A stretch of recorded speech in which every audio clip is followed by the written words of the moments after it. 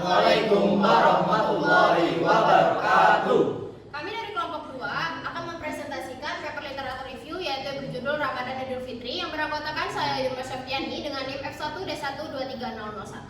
Saya Ivan Indra Ramadhani dengan NIM F1D123017. Saya Dimas Mesya Kurawan dengan NIM F1D123015. Saya Prakas Eska dengan NIM F1D123021. Saya Galang Haikal dengan NIM F1D123011. Yang mana untuk bab pertama pembahasan pendahuluan akan dibahas oleh Dimas. Baiklah, di sini pertama saya akan menjelaskan tentang isi dari bab 1 yaitu pendahuluan.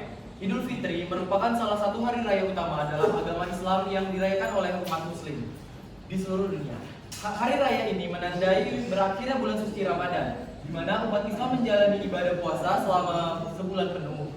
Idul Fitri yang juga dikenal dengan sebutan Lebaran di Indonesia adalah momen yang syarat dengan nilai-nilai spiritual, sosial, dan budaya. Secara etimologis, Idul Fitri berasal dari kata Id yang berarti perayaan atau festival, dan Fitri yang bermakna kembali ke kesucian. Oleh karena itu, Idul Fitri sering dimaknai sebagai hari kemenangan setelah berhasil menjalani puasa Ramadan dengan penuh kesabaran dan keikhlasan. Selanjutnya, perayaan Idul Fitri di Indonesia memiliki kekhasan tersendiri yang dipengaruhi oleh keanekaragaman budaya dan tradisi masyarakat.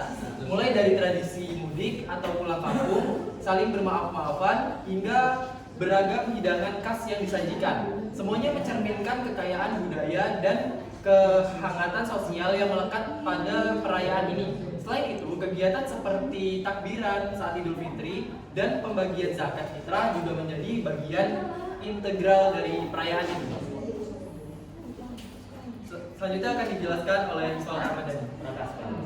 Praktika Arafik Iswal.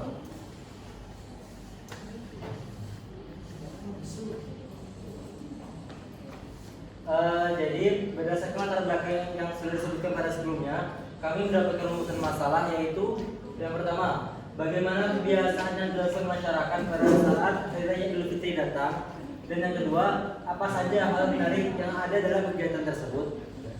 Sedangkan pada tujuan, kami menempatkan tujuan kantor ini adalah mengetahui apa saja kebiasaan yang dilakukan saat hari raya Idul Fitri, dan yang kedua, mengetahui hal menarik yang terjadi pada saat Lebaran Idul Fitri. Adapun manfaat dari pembuatan paper ini yaitu menambah wawasan mengenai Idul Fitri itu sendiri. Selanjutnya akan dijelaskan oleh Galang Haikal. Saya Mas Safian.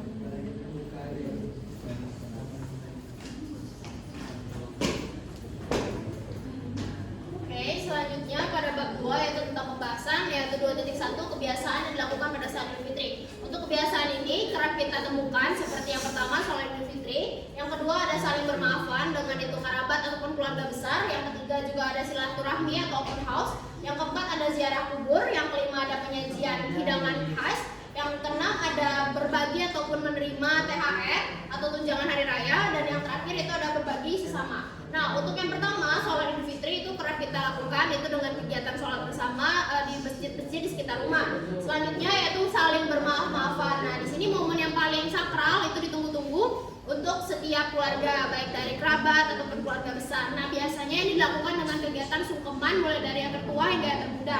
Dilanjutkan dengan silaturahmi atau open house. Nah, kalau untuk open house ini sendiri itu kerap dilakukan dengan kita datang ke rumah keluarga yang lain untuk makan bersama dan juga saling bermaafan juga. Nah, selanjutnya itu ziarah kubur kepada kerabat keluarga ataupun kerabat keluarga itu yang telah tiada.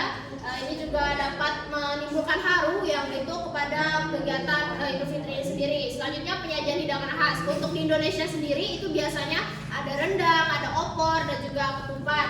Nah, ini tergantung dengan selera masing-masing, dan juga biasanya ada kue-kuean. Untuk Idul Fitri itu ada nastar, kasangel, dan lainnya. Nah, yang terakhir ini momen yang paling ditunggu-tunggu yaitu pemberian dan menerima THR atau tunjangan hari raya. Nah, ini biasanya dari orang-orang yang tertua ataupun kakak sepupu dan lainnya itu akan memberikan THR sebagai bentuk apresiasi penghargaan setelah 1 bulan full kita telah berpuasa. Nah, yang terakhir itu berbagi sesama. Nah, biasanya ini kayak kita berbagi kayak pastel ataupun merchandise kepada keluarga-keluarga yang lain. Nah, tapi di sini uniknya itu adalah tradisi masyarakat Tulung Agung pada sholat Hari Raya Idul Fitri ini ataupun sholat Raya Idul Adha itu ialah ambengan. Nah, ambengan ini tuh nasi putih yang ditempatkan pada dalam wadah. Nah, biasa terdiri dari ember plastik. Nah, ini tuh gambaran bumi tanah sebagai tempat kehidupan. Nah, ini juga sebagai bentuk perayaan dari Idul Fitri ini sendiri.